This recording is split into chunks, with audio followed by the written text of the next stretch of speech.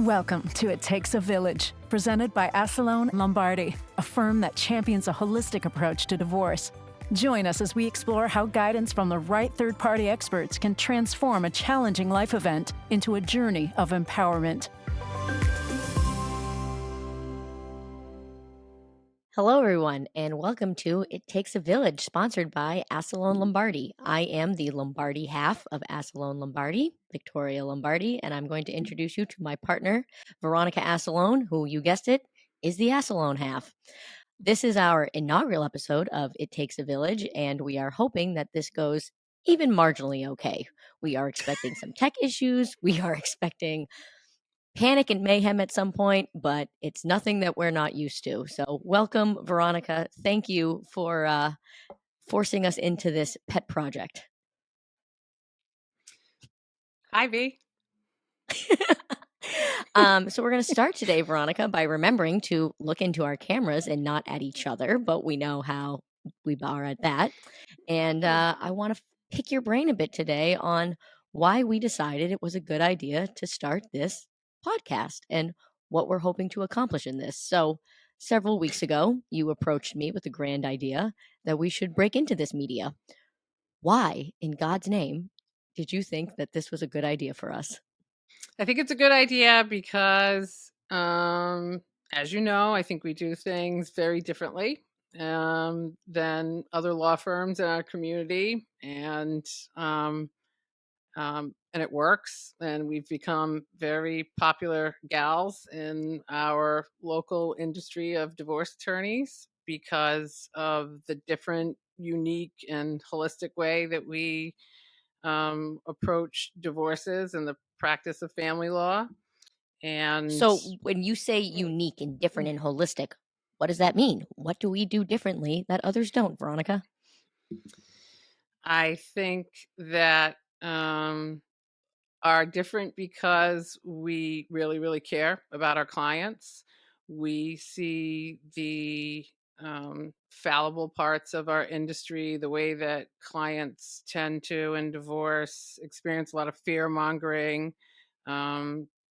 They sometimes are exploited by their experience. There tends to be a theme, at least with some practitioners, that lends to lining pockets with misery instead of approaching divorce as an opportunity to be happy and to get out of a bad situation. We are we're incredibly compassionate with our clients. We are really good communicators. We're really good hand holders. We sincerely care about their best interest. And So you keep saying we. Who do you mean by we? Do you talk about me and you? Or are there others? me and you and our large team of incredible administrative folks and attorneys who have come, similar to you have, many of them from in law school and have stayed through law school and stayed with us. So from day one, sort of learned a way of doing things different and serving clients in a different way that clients really tend to appreciate. So now you came up a little bit differently than most family court attorneys, right? You didn't start in family law. No, I did not. And you had the benefit of many people in your village coming up in your career to help diversify you and give you a lot of support. Is that kind of what drove this model that you've created and why we promote a village so readily? Yeah, so I was a public defender, criminal defense attorney, and most people may not realize that public defenders are government attorneys who work for some low wages but are committed to justice and clients' rights. And in that realm, I learned some things that I think serve us to this day. It's a place where you really, really have to be compassionate and empathetic to clients who may be facing life in jail. You have to do a lot of hand holding. It is their darkest hour. And in many respects, that's the same in divorce work. There are most attorneys shy away from this kind of work because of that dynamic and having to really help people in their darkest hour. It can be very dramatic, very traumatic, and there's a lot of hand holding that goes on. I think that gave me the edge when I decided to practice family law. And we try to really always promote that internally, that these clients are going through their darkest hour. We have to be very empathetic to that. At the public defender's office, I had an incredible leader. His name was John Hardiman.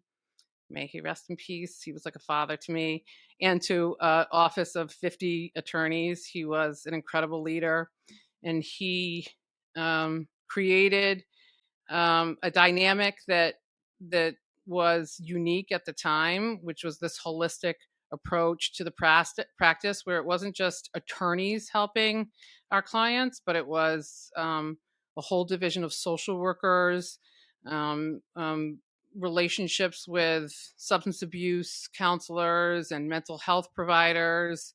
Um, that that was so much more than just the representation of the client, um, and the case, but really took each client as a human being and fostered relationships with clients that in a holistic way that provided so much more than just the representation in the case. And I've tried to craft our office around his model, and um, and for whatever reason, it seems to be working really well.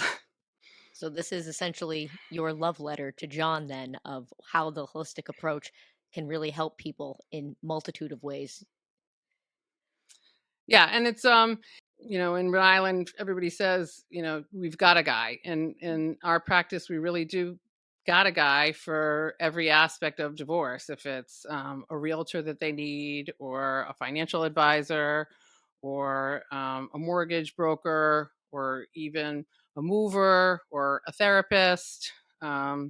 We've fostered those incredible relationships with the best of the best to really support our client from the beginning to the end and after, to give them an experience that, again, in a very holistic way, affords the best experience for them in a tough time. Right. Well, and one of the things that I've always admired so deeply about you, Veronica, is that when you find something that works and serves, you're not somebody that wants to hold it close to your chest. You want to shout it from the rooftops and you want everybody to know and access these things. So, as we've kind of been belly aching over the last several weeks of, do we really want to put our faces out there? Like, we don't look like Travis and Jason Kelsey, so why are we doing this? And the answer that keeps ringing in my ears is that it's been because this is things that can help people, and this is something that everyone can benefit from that's going through a divorce in Rhode Island. And so that's why we're doing this. That's why we're hoping that people are here and listening and tuning in, so that way we can share the wealth of knowledge.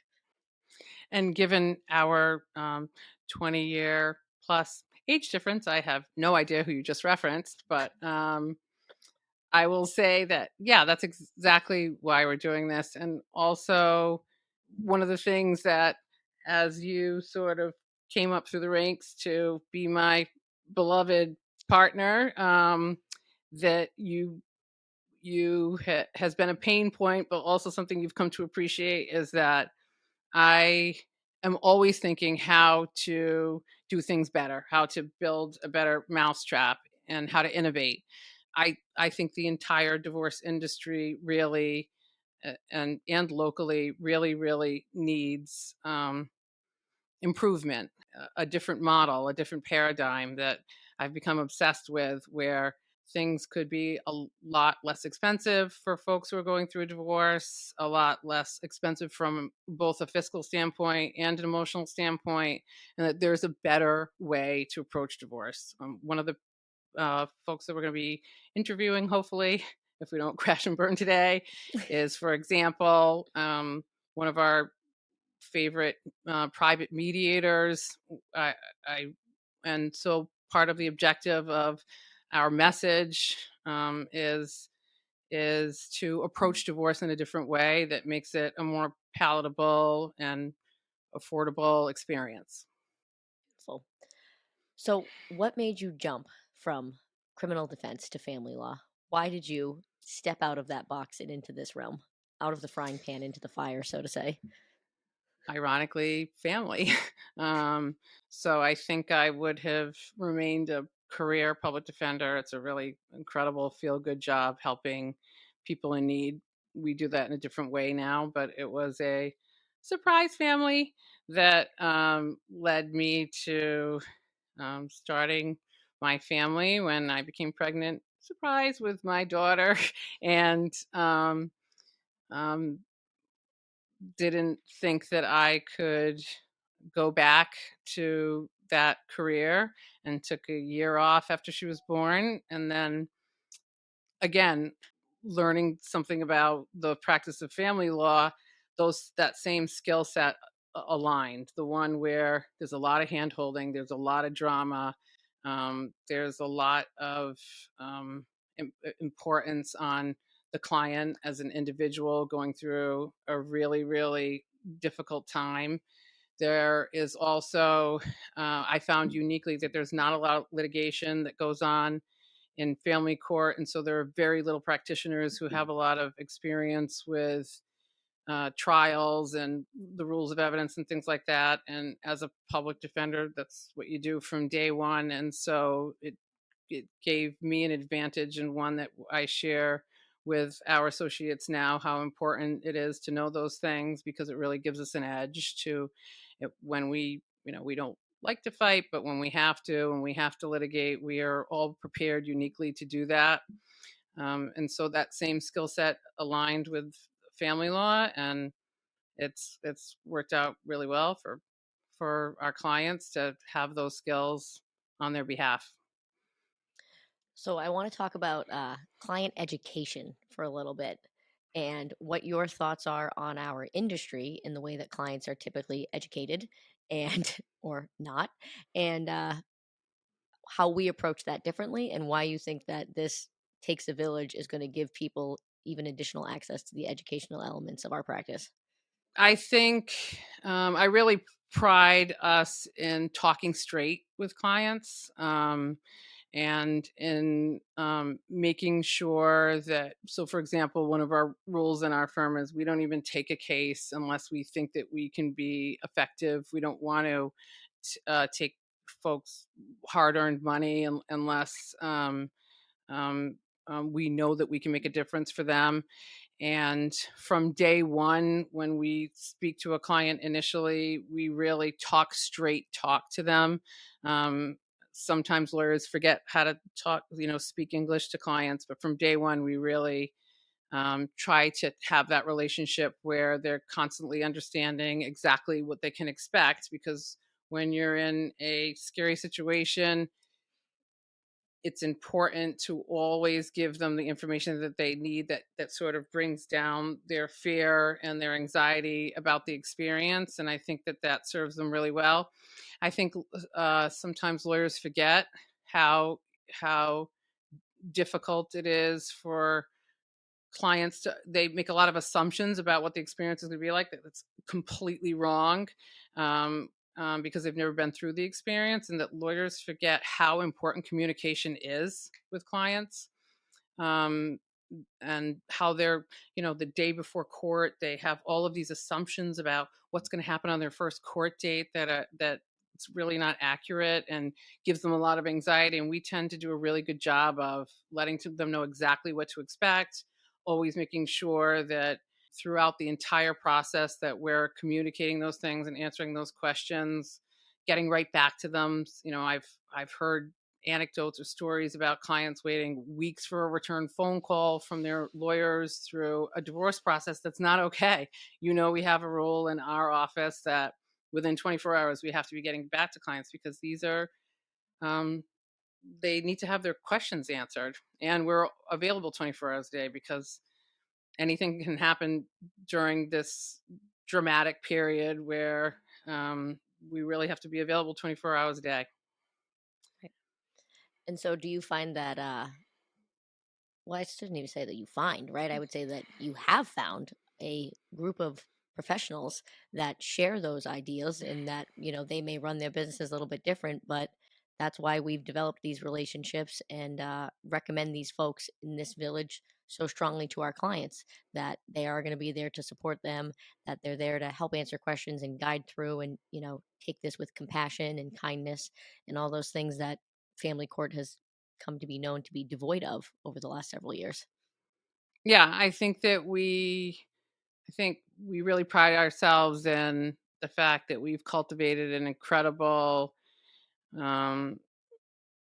cultivated incredible relationships with people, professionals that we have vetted over the years that we know are committed to this practice and to our clients, and we are very protective of our clients in ensuring that they're not being exploited, but that they're really being served, and that we're leaving them in good hands. If it's getting a mortgage, for example, we had the example the other day of looking at somebody's closing costs in a mortgage, and they were absolutely ridiculous. And they're welcome to use whoever they want to do those sorts of things, but to say, hey, those look really expensive. Maybe you should talk to um, Susan Caldera or Michael Tremonti, folks that we know are not going to exploit our clients in their darkest hours. Is just one example of many. So I think we do a really, really good job of that, and that our clients appreciate it. Right. Well, and as I'm sure many of our listeners, because we have, thousands and thousands just Oh yeah, waiting it was. anxiously for these episodes to come out, have gleaned between our last names ending in vowels, our strong Italian background, and how closely family matters to us, and, supporting those. How would you say, I won't even say how would you say, because I think everybody knows we tend to kind of adopt our clients as a part of our extended family, and we treat them so closely and so lovingly. And so, you know, how does that serve you? How does that enrich your life? How does that make your practice better? How does that make this village all the stronger? I think I mentioned earlier that you got to be a little crazy to, I think, go to law school, and then you got to be a little crazy to practice law, and then you got to be real crazy to want to be a public defender or a divorce attorney. But the Check, one check, and check, Veronica. the one thing that keeps us going into work in the morning, I think, is that there are some really special feel good moments of representing clients, and the relationships that we built with our clients is incredible. And they really do. I think that you and I uniquely run our law firm, and treat our team as family members internally, and we do the same for our clients externally. We really treat them, and advise them like they were our brothers or sisters or mothers or fathers, in a way that other law firms probably don't have that human element. For better or worse, we get very emotionally involved with our clients, and we really deeply care for them,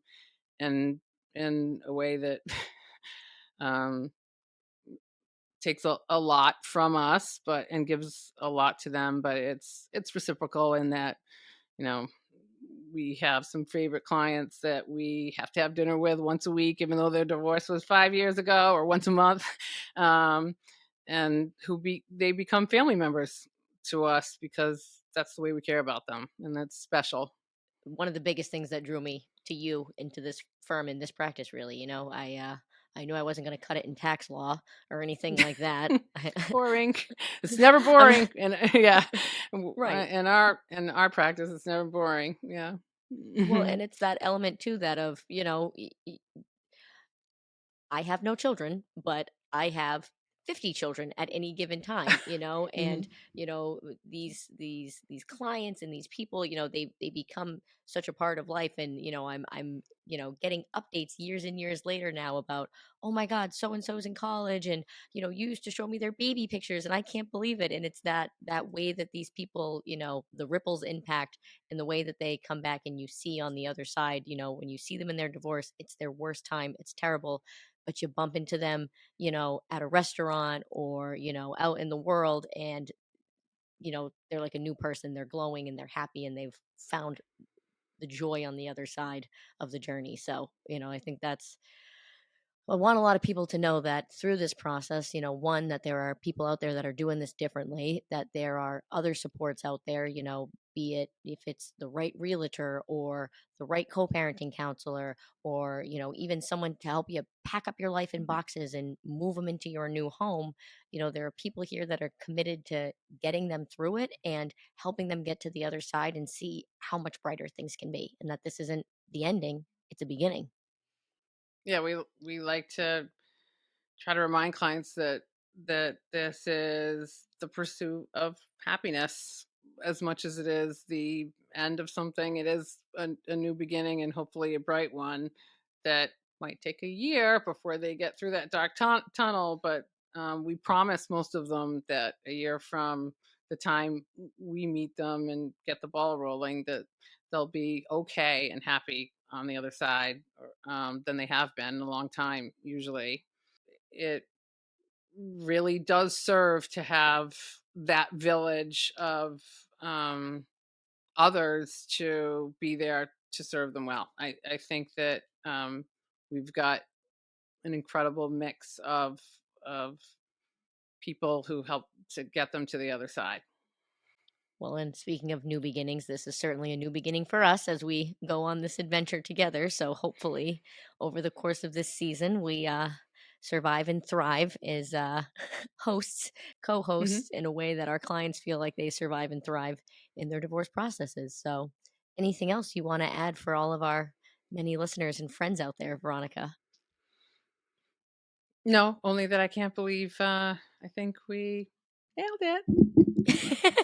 Beautiful. Well, thank you Yeah. everyone for joining us. If you have joined us, we look forward to seeing you all next time on It Takes a Village. And we have some very special guests joining us. So tune back in to find out. Thank you. Yeah. See.